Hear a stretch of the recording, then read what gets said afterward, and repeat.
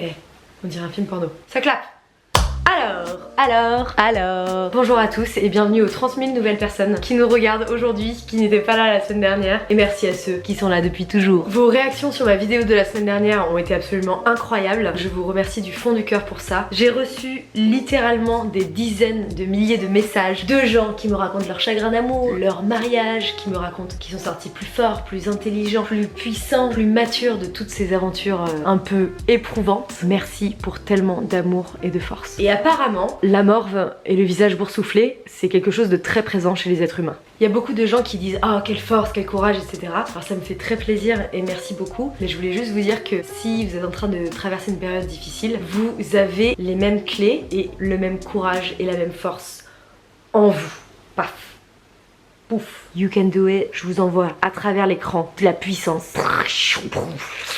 J'ai travaillé pendant 6 mois sur cette vidéo en me concentrant sur le processus de résilience amoureuse pour partager tout ça avec vous. Et vous êtes tous identifiés à cette souffrance universelle. Et mon objectif est atteint, vous donner du courage. Et cette vidéo, elle a pris tout son sens parce que j'ai partagé mon intimité avec vous. L'impact aurait pas été le même si je m'étais juste filmée en train de pleurer. J'avais envie de montrer des moments d'amour, des souvenirs, des moments de vie. Et cette intimité, elle était puissante parce qu'elle était réelle, mais en même temps, j'ai tout fait pour la protéger. Et c'est un peu ce que je fais dans tout mon travail avec vous. Je mets en scène mon intimité en gardant des barrières de protection. Bref, je trouve que le sujet de cette vidéo, c'était même pas moi et mon histoire personnelle. C'était plus le chagrin en général. Malheureusement, quelques personnes, pas la majorité, heureusement, qui s'est amusé à aller retrouver mon ancien amoureux et qui sont allés l'embêter en ligne à travers les réseaux sociaux.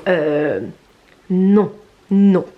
Ne faites pas ça. Je ne veux pas ça. Je ne veux pas que vous fassiez ça. Il a le droit de ne plus m'aimer et de me le dire à sa manière. Et on n'a pas le droit de l'insulter. Envoyer des messages méchants à cette personne que j'ai aimée et que je respecte profondément est quelque chose que je désapprouve à 100%. Pas à 99%, pas à 98%, à 100%. Cette vidéo, elle parle pas de lui, elle parle pas de nous, elle parle du sentiment amoureux, de l'amour et du chagrin en général. C'est une vidéo pour l'amour, alors s'il vous plaît, ayez l'intelligence de ne pas la transformer en haine. Si vous voulez me soutenir dans mon travail, allez faire l'amour un coup. Est-ce qu'on fait pas un peu plus de plongée pour plus de décolleté? Non, il faut pas perdre la signature de la chaîne. Regardez la vidéo que je mets là, qui s'appelle Pourquoi je montre mes seins en vidéo. Sinon, mon identité n'existe plus. Vous n'êtes pas sans savoir qu'être une femme, ça peut être très très chouette. Il y a des choses qu'on vit au quotidien qui sont merveilleuses. Par exemple, quand t'es une femme, tu peux exprimer tes émotions et pleurer sans qu'on te méprise et qu'on te traite de grosse victime. Le fait qu'on puisse s'habiller moulant, se mettre du maquillage, mettre des robes courtes sans qu'on nous traite de choses homophobes. Ou encore, tout simplement, le fait d'avoir des seins. Voilà, mes gros seins écrasent le micro. Quand on est une femme, il y a aussi des choses pénibles qui traversent notre quotidien. Par exemple, le fait de subir des choses sexistes dans tous les milieux, à tous les âges, dans toutes les strates de la vie. On a toutes vécu, ou vous avez tous vu des femmes vivre des choses sexistes atroces. Mais il y a des choses qu'on a vécues qui sont tellement empreintes de toupet qu'elles sont drôles. Si. Je comprends qu'il y a certaines personnes ici qui n'aient pas envie de rigoler de choses sexistes, mais quand je fais du stop, qu'il y a un mec qui me prend en stop alors que j'ai la tourista, c'est-à-dire qu'il y a beaucoup de liquide qui sort de mon corps, et que cette personne en profite pour tenter une approche sexuelle, si, c'est drôle. Je vous ai demandé sur Instagram de me raconter vos histoires sexistes les plus drôles et c'est gratiné. Aujourd'hui, je vais vous raconter les histoires les plus hallucinantes que vous avez vécues. C'est hilarant et horrible en même temps. C'est très swan quoi. Avant de vous parler de tout ça, je voudrais vous parler de quelque chose qui touche certaines femmes, les menstruations. Cette vidéo est en partenariat avec une marque australienne qui s'appelle Modi Body et qui fait des culottes hygiéniques, sexy, confortables et imperméables. C'est quand même important en période de menstru. J'ai toujours détesté avoir mes règles, surtout que un tiers de mon temps j'ai mes règles. Je vous en parlerai dans une autre vidéo. J'ai toujours détesté mettre des tampons et des serviettes. À chaque fois que je sortais un ordinateur de mon sac, j'avais des tampons qui giclaient comme ça de mon sac, ça me saoulait. Et puis, je ne vous cache pas que je n'aime pas mettre des choses dans mon petit abricot quand ça n'est pas sexuel. Je trouve pas ça agréable. Donc moi j'ai découvert ça il y a quelques années. C'est des culottes menstruelles et je ne mets que ça pendant mes règles. C'est pratique parce que tu mets ta culotte le matin, tu la rinces le soir, tu la mets en machine et tu n'y penses plus. Regardez comme c'est sexy. Je suis en train de faire une burqa avec une culotte de règles. Je la trouve sexy. Voilà, j'aurais pu me faire une barbe. Voilà, me saoulez pas. Je vous mets un lien en barre d'infos dans la description si c'est une méthode de protection hygiénique qui vous convient. Et maintenant, on passe à vos histoires. Le monde a un problème, on peut le dire. Hein. J'ai rigolé, mon gars, quand j'ai vu vos témoignages. Catégorie numéro 1, la catégorie toupet. Le toupet de ces gens sexistes. Ça n'est pas possible. Alors, c'est un témoignage d'une femme qui est animatrice sociale dans un centre spécialisé pour personnes âgées. Un jour, je propose un atelier argile. Quelle stupéfaction quand je vois l'œuvre d'un des résidents, un tout petit bonhomme, couché sur le dos, avec un énorme pénis en argile bien dressé vers le haut. Le résident de 70 ans était si fier de me l'offrir en disant que c'était moi qui l'avais inspiré. Mais quel si gentil, attention. En fait, cet homme voulait faire un cadeau. Il s'est dit, qu'est-ce que je pourrais faire comme cadeau? Je lui offre mon érection. Cet homme était dans le don de soi. Prochaine histoire. Un soir, avec une copine, un mec dans la rue nous aborde et nous demande avec 1000 détours si on a envie d'avoir une relation sexuelle avec lui. Lorsque nous avons refusé, il a explosé en sanglots dans ses mains. Il nous a dit, mais vous n'allez quand même pas laisser un pauvre homme user ses mains. La technique des pleurs, à tester. Femme comme homme, quand quelqu'un ne veut pas avoir une relation sexuelle, pleurez dans vos mains, et puis vous me dites si ça avait marché. Vous me faites un petit MP, vous me faites une petite note, vous me faites un petit point. Ça, c'est le témoignage d'une femme qui est en études de médecine. En stage, j'assiste à une opération. Lorsque le chirurgien me demande d'allumer la caméra pour filmer l'intervention, il me dit... Waouh. 2 points, ouvrez les guillemets. Tu devrais t'en sortir, c'est pas très compliqué. C'est comme pour les femmes, il suffit d'appuyer sur le bouton. Ouais. Si tu veux, je te montre après. Il parlait pas de l'opération quand il a dit si tu veux, je te montre après. J'aimerais que ce chirurgien m'écrive et qu'il me dise où est le bouton. Du bouton qui suffit, je sais pas, à faire jaillir le désir, à faire jaillir peut-être une femme fontaine. Pouic. C'est comme ça que je fais le bruit d'une femme fontaine. Comme quoi les médecins connaissent bien l'anatomie finalement. Merci. Merci pour ce témoignage. Attention, une histoire de marché. Si vous me connaissez depuis longtemps, vous savez que j'ai longuement vendu des légumes pour gagner ma vie. J'avais 14 ans. En stage de 3e, je vendais des fruits et des légumes. Un client d'environ 60-70 ans me fixe et dit à ma patronne, elle est mignonne hein, avec un bon avocat, j'en prends seulement pour 6 mois de prison.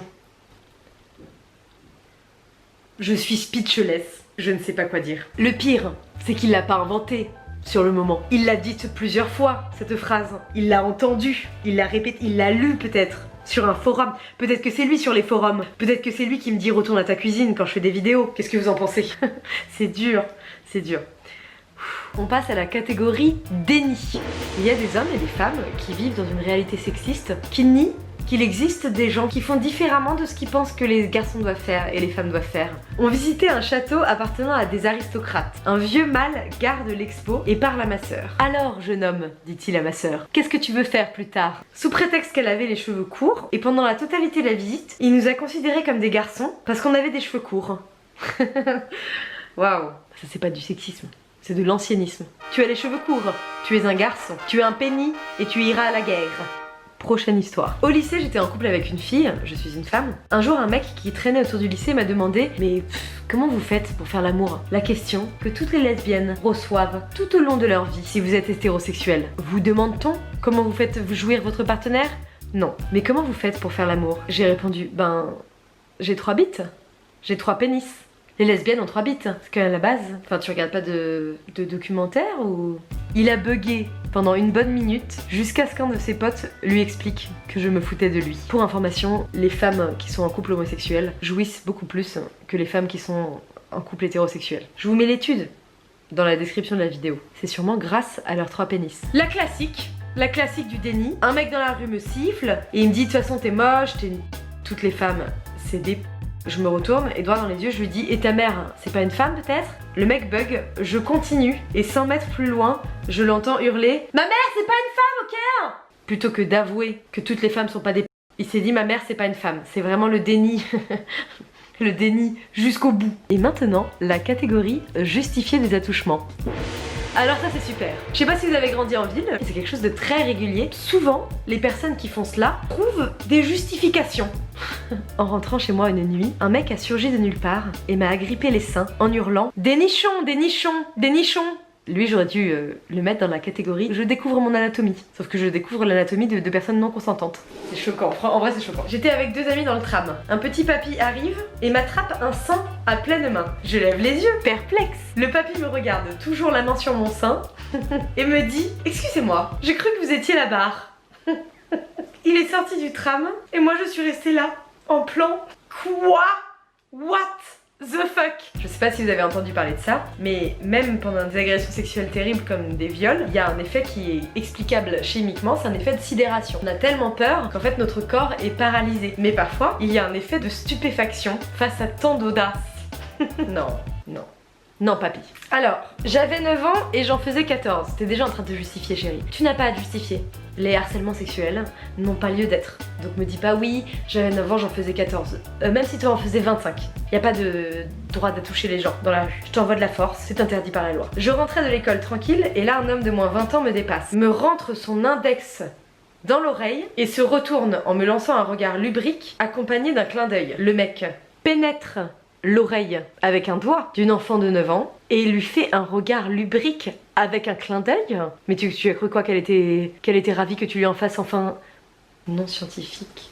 Crotte d'oreille. Moi, il y a beaucoup de recherches dans mes vannes. Le cérumen. Mais tu as cru quoi? Qu'elle était ravie que tu lui enlèves l'excès de cérumen? De cérumen. Merde, je ne sais que dire. Je trouve que c'est les pires harcèlements, ceux-là. C'est vraiment les harcèlements qui t'ont fait peur et t'as pas compris pourquoi, mais c'est un peu ridicule. On t'envoie de la force, on t'envoie de l'amour, on t'envoie du rire. Nous aurions été choqués et nous aurions ri aussi. Dans la catégorie revanche de la vie. Donc ça, c'est juste une catégorie de petits kiffs sexistes d'hommes et de femmes qui ont répondu du tac au tac. C'est pour vous donner un peu de courage. Je suis artisan peintre. Un homme, pas du tout du bâtiment, sur un chantier, m'a demandé si c'était pas trop dur pour une femme. Je lui ai répondu qu'habituellement je mettais mes couilles le matin, mais que j'avais oublié ce matin. Pouvait-il me prêter les siennes? Il est parti penaud. Je n'ai rien à rajouter. J'étais en 3ème. On faisait un entraînement de lutte quand un mec mesurant 1m80 vient me voir et me dit bah qu'est-ce que tu fous là, c'est un sport pour les gens forts. Petite précision, je fais 1m55 et je lui propose donc un combat. Sauf que j'étais championne de France UNSS en titre, je l'ai battu. C'était hilarant. J'arrive pas à y croire. C'est incroyable. J'étais dans le métro. Un mec a commencé à toucher une femme, sa cuisse, et je voulais faire quelque chose mais j'ai pas eu le temps parce que la femme a levé sa fesse gauche et a lâché un énorme paix. Même mon père ne lâche pas des trucs comme ça. Le mec est parti direct. Merci d'avoir regardé cette vidéo, merci d'avoir écouté toutes ces histoires incroyables avec moi. Encore une fois, mon but n'est pas de rire du sexisme, c'est terrible. D'ailleurs, les hommes et les femmes subissent des choses sexistes, mais j'ai eu sur 1000 témoignages, seulement 3 témoignages d'hommes qui étaient victimes de sexisme, et c'était des témoignages qui étaient pas très rigolos. C'est pour ça que j'en ai pas parlé dans cette vidéo. Mais si les hommes, vous voulez mettre en commentaire des histoires sexistes que vous avez vécues, vous êtes les bienvenus. Je vous envoie plein d'amour, plein d'énergie. Je vais mieux. Il y a plein de gens qui m'ont demandé si ça allait mieux. Ma vie est en train de changer, elle est magnifique. En ce moment, je suis dans le sud-ouest de la France, dans les Landes. Si vous voulez suivre mes aventures, si vous voulez que je vienne chez vous à mettre en place des initiatives écologiques, n'hésitez pas à m'ajouter sur Instagram. Il y a une story épinglée sur mon Instagram. Si vous cliquez, vous pouvez remplir un formulaire pour me parler de vos projets écologiques et de me dire ce serait bien Swan que tu m'aides à faire ça chez moi, etc. etc. Je vous invite à regarder cette vidéo là si ça vous a plu et à vous abonner en cliquant ici si ce genre de contenu vous plaît.